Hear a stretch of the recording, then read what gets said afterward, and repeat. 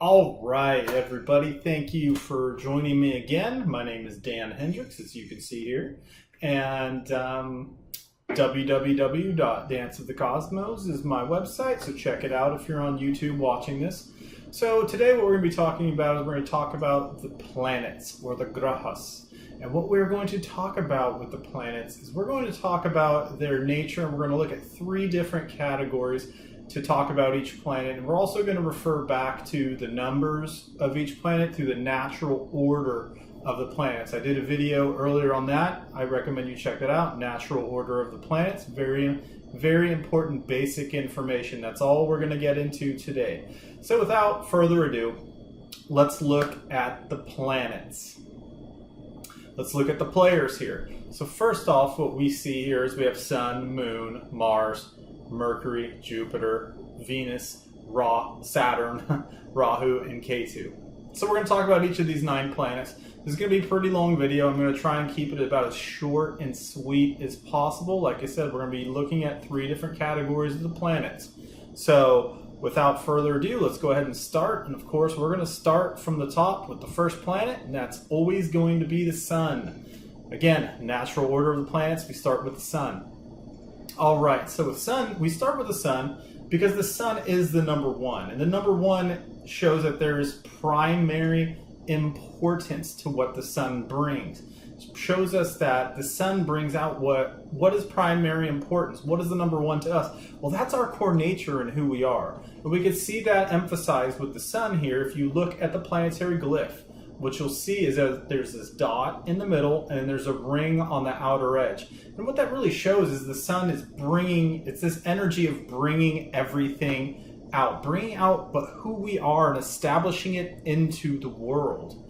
And so when we talk about that, that's a masculine trait, right? A masculine trait of projecting out, of its active energy, of getting involved. And so with the Sun, his activity, being that it's the primary planet of primary importance and a very fundamental baseline nature of the number 1 of bringing everything out, makes Sun an active masculine planet. And so what is that masculine activity? Well, it's about initiating. It's about ambition. It's about acting out, of projecting who we are, of creating the kingdom that we have, with the boundary of what it is that we're going to bring into this world, and whatever that core nature is. That core nature can be anything from being an architect to being a dancer to being a parent and just raising your family, right? Whatever it is that's going to be your kingdom, that you are going to preside over, that you're going to rule over, Sun is representing that activity of becoming that, of establishing that, of creating, initiating that, having the courage, the valor, the willpower to be dignified in the way that we go about that. And so that's what the nature of the king is that whole idea of presiding. While we're taking that activity, I mean, the king is the person that rules the kingdom, the person that is not just rules the kingdom like sitting back, but who is actively making efforts into what needs to happen, what is to be established. So, and with that being said, when we talk about a king can be looked at as cruel. And this is the way the Sun is. The Sun is a very dignified energy. It's like what we really believe needs to be done. So one of the things a king might do is a king might raise taxes on his population, which is a cruel thing, but the king might be doing what he believes to be the best thing. He's raising the taxes so that he's creating greater infrastructure so that financially the kingdom can flourish. So that's the idea of a cruel king. And so people with a strong Sun are going to be the type of people that might actually, while they're going about doing that great activity that they want to do in life, they're going to be the type of person who, if it's like a businessman, this businessman will neglect his wife, neglect his children and everything, because he's doing what he thinks is great. And while what he's doing, which is great, which is probably providing for his family, he's not paying attention for them. He's out, he's gone on business trips for weeks. He's providing his kids' college education. But the thing is, he's not he's kind of pushing them to the side. He's forgetting about them. They might actually feel put off or burned or agitated by him, by this activity. And that's kind of what the cruel nature of the king, the cruel nature of the sun is the fact that there's something bigger that we're trying to achieve, and there's certain people that kind of get pushed off to the side or sacrificed. So that's the cruelty, is like a sacrifice. But thing to understand about the sun is that what it's trying to do is usually based upon a greater vision, and what it's trying to do is create a greater kingdom of what it knows that it inherently is. So that's how we can look at the sun as being cruel, masculine, and how we can see it as the king.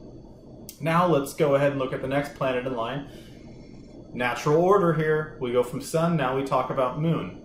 So moon is feminine nature, right? So the moon is that idea of receptivity, that idea of being aware, and because the king is about just being active, actively going out with what needs to be done, whereas the moon is like, it's feminine. It's about, well, what is in my kingdom? What is in my environment? And it's going to make up an idea. Moon is about the imagination. So it's going to be like, well, geez, this is what I have right here. This is what the situation that I'm dealing with. So if you think about the queen now, the queen is looking out upon her populace. She's talking to the people. She's in the king's ear going, hey, look, you know, that's great that you raise taxes, but the people aren't happy. And in the meantime, while you're doing all this construction, everybody's starving. They're not happy. Things aren't going that well. There's something here that needs to change. So the queen isn't going to be about, the moon isn't about activity. The moon is about receptivity, of knowing what the situation is.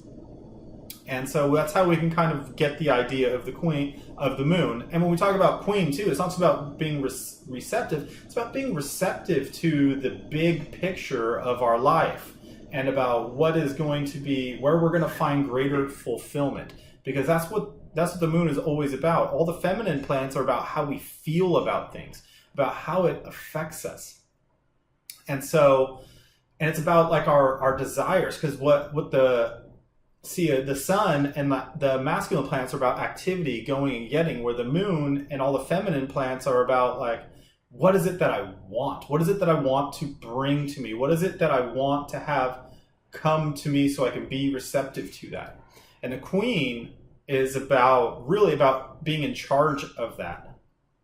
So we can kind of look at it that way. So the moon now, its nature is it's a gentle planet, but it's sometimes cruel. If we have a waxing moon, the waxing moon is said to be a gentle planet because it's always taking more things in, and whatever it takes into its life, it's finding more value with, it's finding more internal fulfillment, it's adapting to the things that come. When you have a waning moon, the waning moon is said to be cruel because the waning moon is basically taking what's in the environment and seeing the things that don't work for it and constantly letting it go.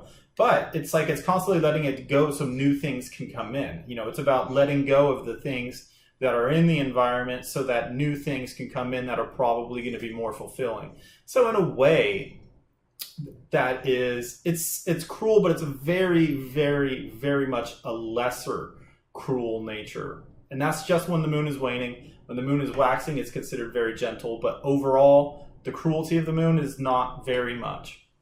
So that's how we can know that, is that, you know, the waxing moon is going to be like, hey, what is great that I can bring into my life? And then being happy with the things that come into the environment, adjusting and adapting to that. Whereas the waning moon is about adjusting and adapting by getting rid of things so that new things can come in. And so that's how it's cruel, is that it's letting go. It's letting things go away. So next we come up to the planet Mars. So Mars, we know, is a masculine planet. And I think this planetary glyph tells the story best, because here we have a circle, which the circle represents the whole and the being, like our core nature of how we feel and our core nature of what is divine and what is inside of us. It's sort of like our inspirations and the view that we have of the world. And the arrow here tells it all, because it's about the activity. It's about initiating. And the main thing here is like with Mars, Mars is the general. What does a general do as far as like the planetary cabinet? Sun's the king, moon's the queen, Mars is the general. Mars follows the orders, the general follows the duty of what the king tells it to do. The king gives the general, gives it a dictate like, hey, you need to go invade country A because they've become our enemies now. So Mars is like, okay, this is my duty. This is what I have to go do. I have to go do that. Mars and the general here is not creating an idea of what to do. It's not coming out of nowhere. It's not about the inspiration. It's about the orders and the dictates of what it already believes that it needs to happen. And the way that the general is going to do that is in a very logical fashion, taking the shortest amount of time possible to get that activity done. So that's why Mars is a masculine planet right there, because it's that activity. It's taking action upon what it believes needs to be done, and it's going to do it like the general who's going to invade country A is going to do it in the most logical way possible, in the one way that he knows that is going to be the most effective and take the least amount of time. And when we talk about most effective, taking the least amount of time, that's a very cruel thing, because if we're doing something because we're going from point A to point B, and that's what our objective is, but with Mars, that objective, what it's going to take is it's going to take the shortest way. It's going to take that direct route. And if that means having to push people out of the way, if that means having to fight our way just because it's a crowd of people and they're all in our way and let's just punch them and push them aside in a very cruel manner, or if that means that between point A and point B is a bunch of rose bushes, instead of going around that, Mars is like, nope, that's the shortest direction. I'm just going to go right through it. I don't care if I get tore up. I don't care if I get bloody. And this is why Mars is known as a cruel planet. Mars is known as a very cruel planet. In some ways and aspects and some texts and such say that Mars is the most cruel planet. And this is why, because Mars has to get that objective done, does it in the shortest amount of time, least amount of time possible, and doesn't care about what is in its way to achieve its goal. In fact, that sounds like about the most cruel thing there is. And that's kind of the idea here of Mars. So now let's move on to Mercury. So Mercury, now this is a great explanation here of, so we have masculine planets, we have feminine planets. We've talked about that, but now we see that Mercury is a neuter planet. Well, how is Mercury a neuter planet? Well, a neuter planet means, the way I look at it is it means two things. It can mean that Mercury can both be active and receptive, so masculine and feminine. But I would say it's more like Mercury is neither. Mercury is about being very practical and dealing with the situation and dealing with things as they are. It's not necessarily like I'm going to take activity. It's like, well, it's not about, because a lot of what masculine is, it's about, well, it's taking action based like upon an idea or something that it holds or believes. Mercury is just like, hey, I just have to do what I have to do, and I'm trying to make the best of this situation. Mercury's always about making the best of it. He's not sitting back trying to be receptive and just see what's there. He's not necessarily just has these great ideas. He's like, well, this is what's in front of me. This is what I have to deal with. I'm going to make the most of it, because Mercury's job is to make things happen. And so Mercury in the planetary cabinet, he's the prince. And what does the prince do? The prince does what has to be done. It does whatever, because the king is there. The prince isn't issuing forth the decrees and the dictates and deciding what needs to be done. The prince is just about, okay, well, I just have to do what is needed here. And the prince is going to be the guy that goes and talks to country A and country B and country C and country D, because in the meantime, the king is there ruling the territory, presiding over everything, deciding what to do, whereas Mercury is, as the prince, is just there making things happen. He's the one that's actually engaging in the activity, but in a way of just of learning how to be a king, of communicating with the other planets, of going here and going there and just kind of doing it in a neuter way of like making it happen. We also know that Mercury is the planet of friendships. Well, friendship is a very neuter thing. Again, when we're talking about like activity and ideas and belief systems and acting upon that, or being feminine and being receptive to that, Well, when it comes to being a friend, it's like you do what you have your fun with your friends and you let it just be that. If you have a good strong Mercury in your chart, you'll be the type of person who will be like, yeah, that's my friend that I go and hang out with. I mean, sure, maybe that person has some characteristics that other people don't like, or if I wanted to form opinions about it, I could I mean, I'm not going to be in a relationship with this person, I mean, because this person's very destructive and abusive, but, we like to go and play basketball together, and we have a great time, we talk about basketball, we watch basketball games, but that's the extent of it, and that's great, and I enjoy their time and their presence and their company, and other than that, I'm not making anything more out of it than it has to be, using everything for its specific purpose. And then so that's where we can also see that Mercury, it says here, gentle but mixed. And what that means is that Mercury, if he's alone in a Rashi, Mercury's alone in a sign, the only planet in that sign, then Mercury's going to be known as a gentle planet because Mercury's always making things better, always trying to do the best he can, managing the multiple affairs of life, and so that it can come together and make something that works. Mercury's about finding the best option. So finding the best option might be a gentle thing that needs to be done, or it might be a cruel thing. And the Mercury, when he acts cruel, is because he is placed in a Rashi that has cruel planets in it. So if Mercury's in a Rashi with Sun and Mars, two cruel planets, then Mercury's going to act cruel because that's how he is, that's what the energy of that sign is dictating. The energy of that sign is dictating that, hey, to make things better, I'm going to act like these guys because the energy is already here to act like that. If Mercury is with a gentle planet like Venus, then Mercury's going to act more in a gentle way of negotiating more, of finding a fair share because he's going with the flow. Mercury is just about making things happen, and making things happen is going with the flow. That's a very neuter energy. So that's how Mercury is gentle but mixed. A lot more to explain than with some of the other planets. Now we get into Jupiter. So Jupiter here is a masculine planet, and Jupiter's masculine because part of what masculinity is it's about having ideas, because this is what Jupiter is. Jupiter's our philosophies, our ideas, our belief systems, and everything that we use to move forward. Because once we have those things, we see that bigger picture. And that's what a philosophy is. That's what a belief system is. It's a bigger picture, and that's what gives us purpose and meaning so that we can take action in life. So I mean, what Jupiter's philosophies are there for, and this is really what it comes down to this is why we generate ideas, this is why we generate concepts, belief structures and things, is so that we can then take activity in the world to make these things happen.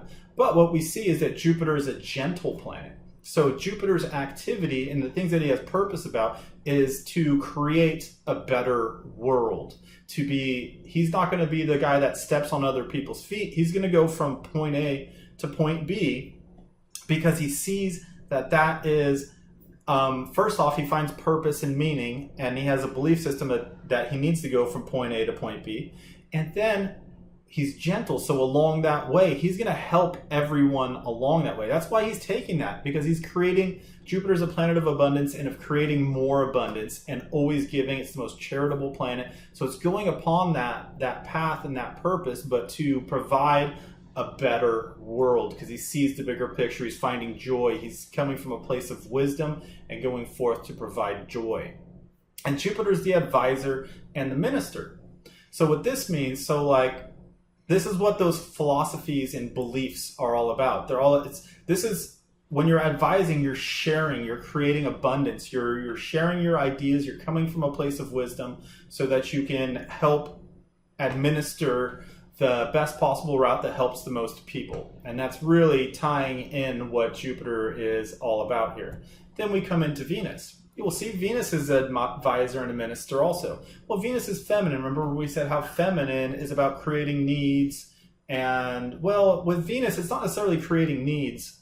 Venus is definitely a planet of desire, but Venus is, so whereas the moon is feminine, and is receptive nature, but Moon is creating wants and needs for what's going to work best for me so I find internal fulfillment. Venus is about working with things in the world. So Venus is dealing with the external world and finding luxury and finding comfort and finding convenience and happiness and being happy with a lot that one is in. And Venus is gentle here. So it's a gentle, really way of wanting to just be happy and make sure everybody is getting their fair share. Venus is always about evaluating things, and that's what the feminine side does. The feminine side, especially at Venus, because it's seeing the exterior things, it's seeing how their path in life is going, and it's like, well, geez, where is this going to lead me that's going to be the best place? And so Venus is an advisor and minister because it's sharing that also. It's like, whereas Jupiter's sharing ideas and philosophies about how to take action, Venus is advising about how to make the most of life, about how to find out what its best desire, what's going to give it the most fulfillment for what actually is happening.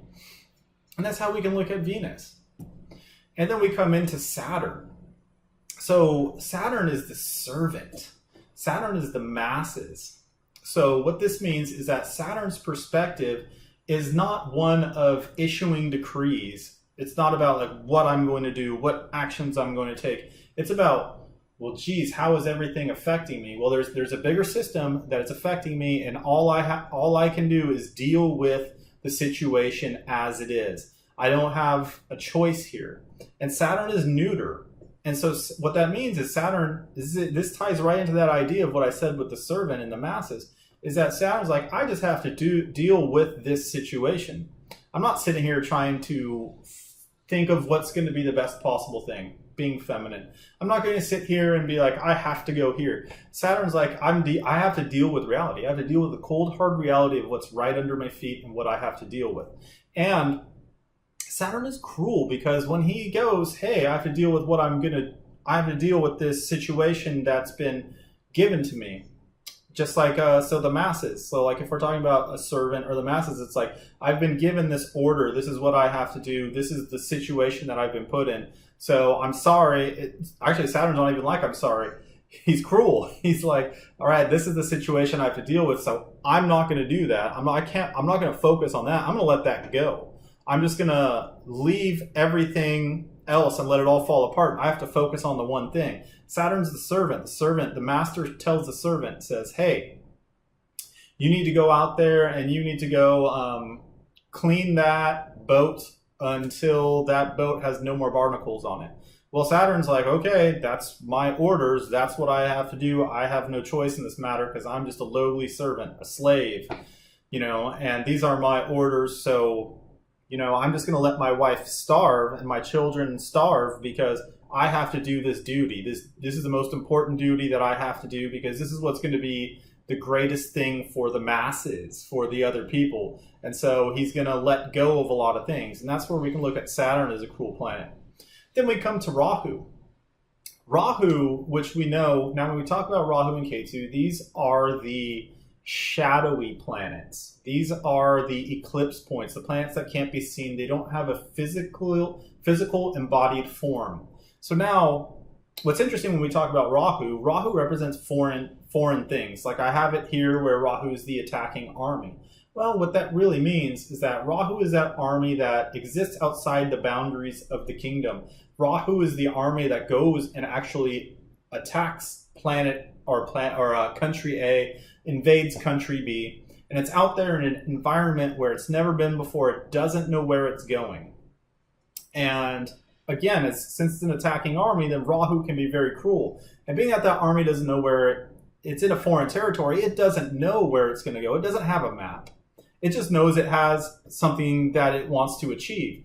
And so Rahu's very cruel in that fact that it's going to go somewhere that it's never been and it's going to take an extreme action.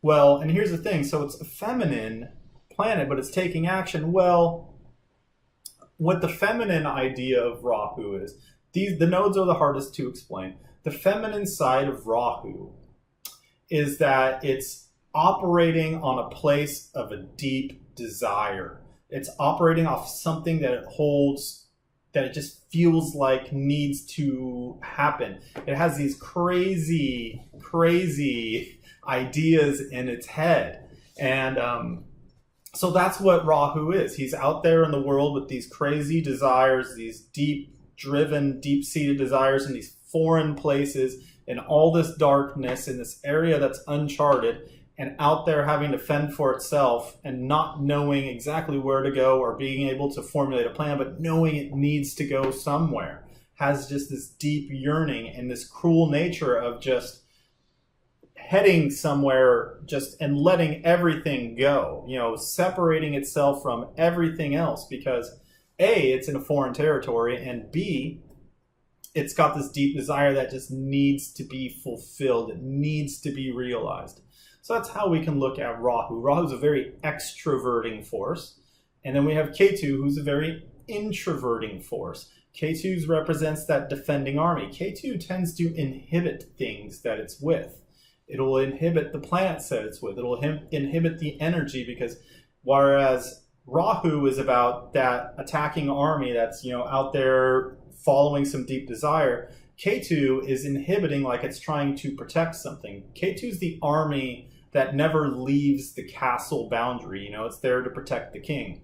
And we know that Ketu, what it wants to do is it wants to create resolution and completion of these karmas that are brought in from past lives. It represents this deeper hidden issue with things. And that's part of why Ketu is inhibiting, because it's about that deeper issue and wanting to resolve it. And so being cruel, K2 will, like I said, that inhibiting energy, it's going to prevent things from moving forward. It's going to give doubt and disappointment because it's going to be like, well, these things that I have inherently here, just there's no way it's ever going to work out. And then we see that K2 is a neuter planet because K2, again, is inhibiting. It's wanting to stay where it is. It's wanting to fix this and resolve this issue. So, with that being said, again, the shadowy planets are the hardest to describe, especially just using the, trying to stay within the confines of these three terms. So I hope you found this very interesting and valuable and insightful. And thank you for watching, and namaste.